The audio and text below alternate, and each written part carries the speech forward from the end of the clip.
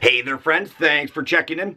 Many people are wondering, what does red flag mean? You know, we've been hearing a lot about that, red flag bill or red flag order. I want to explain that with this video and talk about why it is dangerous for gun owners.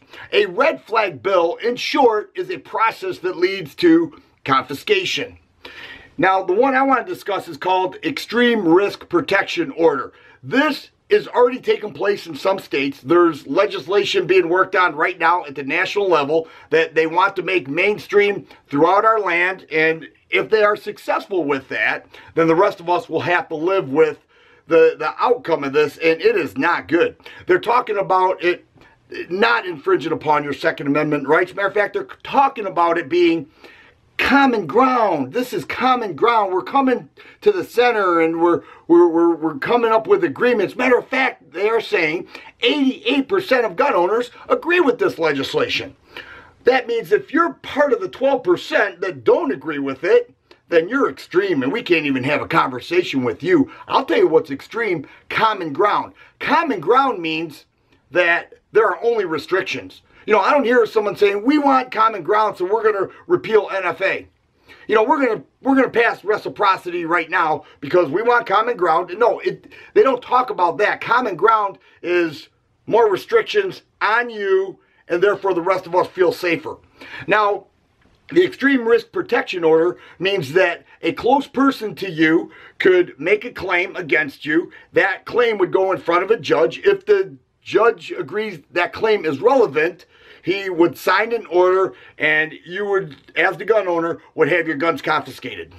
And they say, well, don't worry about it because, you know, it's only people who are close to the gun owner, somebody who knows that gun owner. It has to be a family member or a former spouse. Now, how many dysfunctional families are you aware of? Think about that right now. How many dysfunctional families would love nothing more to have Uncle Fred's or Brother Joe's guns confiscated because they're mad at them?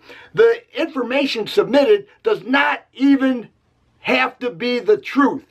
So I call it false flag order, because there is nothing there that says if you lie about information concerning a gun owner, you know, you're going to jail. There's nothing like that.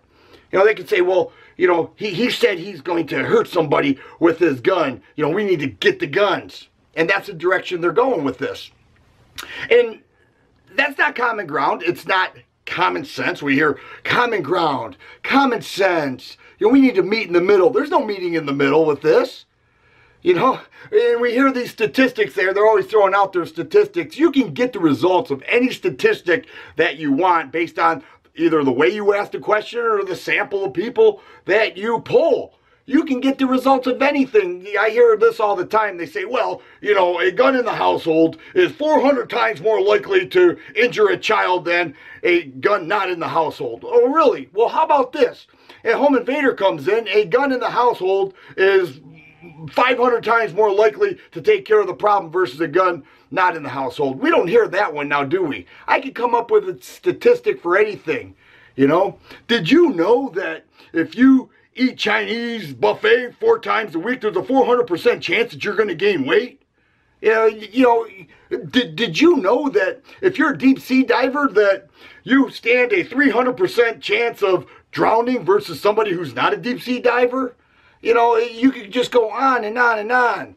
Did you know that if you're a chronic nose picker, there's a 600% chance that you will have frequent nosebleeds? You know, you can get anything you want from a statistic, and we're hearing this. We're hearing, well, the gun owners agree with this, so if you don't agree with this, then you're extreme. No, this is a process that leads to confiscation. Unjustified confiscation, and they're saying, well, this is a protection for you too. You know, we don't want you to do anything to hurt yourself.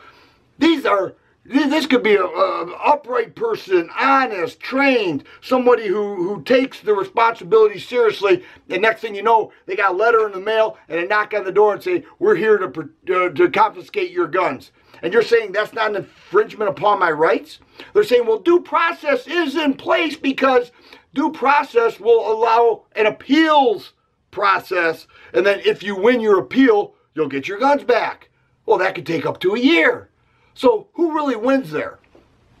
The anti-gunners win, and we need to make sure that if it's coming to a town near you, you have to do everything you can to resist it. If you like videos like this, please subscribe and share. I always appreciate thumbs up button. Thanks for watching, and you guys be safe.